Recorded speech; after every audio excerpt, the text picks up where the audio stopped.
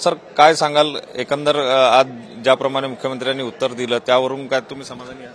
आजचं निवेदन म्हणजे खोटं बोल पण रिटर्न बोल.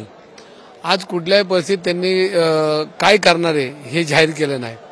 आणि कुणबी दाखले हे पूर्वी मराठा समाजाच्या लोकांना मिळत होते. कुणबी म्हणजे कोण शेतीमध्ये काम करणारा शेतकरी असेल त्याला आम्ही स्वतः अनेक मराठा समाजाच्या लोकांना कुणबीचे दाखले दिलेत.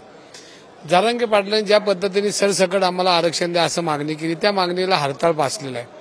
आणि नुसत्याच घोषणा केल्या एवढे देऊ तेवढे देऊ एवढे करोड हे तर पूर्वी मागच्या सरकारने बी बार्टीत केलं. बाकीच्या गोष्टी मराठा समाजाच्या युवकांना देण्याचा प्रयत्न केला. पण ह्याच्यामध्ये जे आयरन आलेला प्रश्न होता की आम्हाला सरसकट आरक्षण दिलं पाहिजे हे आरक्षण त्यांनी काय दिलेलं नाही. आणि ज्या पद्धतीनं भाषणाचा त्यांचा स्ट्रोक होता मी पणा होता आणि त्याच्यामध्ये मी पणामध्ये समाजाला काही मिळलेलं नाहीये. आज फेब्रुवारीमध्ये हे सगळं पुढचं त्यांनी मिटिंग किंवा अधिवेशन बोलू पण फेब्रुवारीमध्ये लोकसभेचं निवडणुका जाहीर होतील त्याच्यामध्ये आचारसंहिता लागेल आणि ह्या आचारसंहितेमध्ये कुठलाही निर्णय होणार नाही.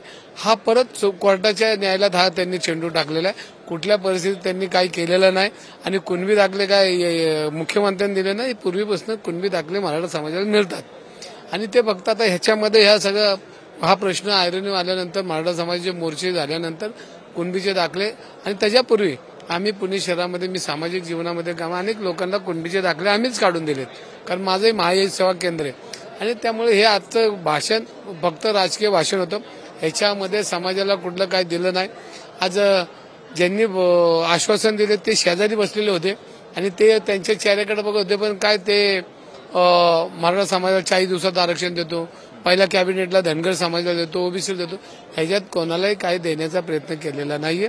आणि हे सगळं राजकीय भाषण होतं आणि हा मराठा समाजाला तोंडाला पाणी पुसण्याचं काम या मुख्यमंत्र्यांनी केलंय. पण जरांगे पाटलांनी ज्याप्रमाणे अल्टिमेटम दिलेलं आहे की 24 तारखेपर्यंत काय ते सांगा आज हे अधिवेशन वाढवून घ्या पुढच्या अधिवेशनावर ठेवू नका मग अशामध्ये पुन्हा एकदा कुठेतरी मराठा रस्त्यावर उतरण्याची गरज पडते. तुम्हाला सांगू का मराठा समाजाला ज्या पद्धतीनं न्यायालयात आरक्षण मिळलं पाहतं न्यायालयाच्या काही त्रुटी असेल मागच्या सरकारच्या पुढच्या सरकारच्या पण सगळे एकत्र मिळून सगळ्यांनी हा विषय मार्गी लागला पाहिजे. राजकारणाचा भाग आणला नाही पाहिजे. राजकारण हा बाजूला ठेवलं पाहिजे. जातीला पोटाला जात लागली नाही पाहिजे कारण पोट हे भरल्याशिवाय हा देशाचा नागरिक सुखी राहणार नाही. ह्याच्यापूर्वी शिवसेना प्रमुख म्हणत होते की पोटाला जात लावू नका. तोच विषय आज आलेला आहे की प्रत्येकाच्या पोटाला अन्न मिळलं पाहिजे प्रत्येकाच्या पोटाला नोकऱ्या मिळल्या पाहिजे. हा महत्वाचा धागा पकडून शासनाने याच्यावर काम केलं पाहिजे.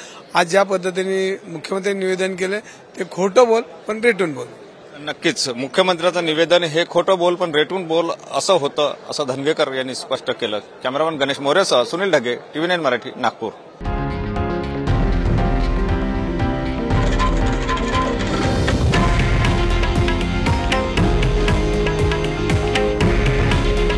हे आहे देशातील नंबर 1 न्यूज नेटवर्क आणि आपण पाहत आहात TV9 मराठी.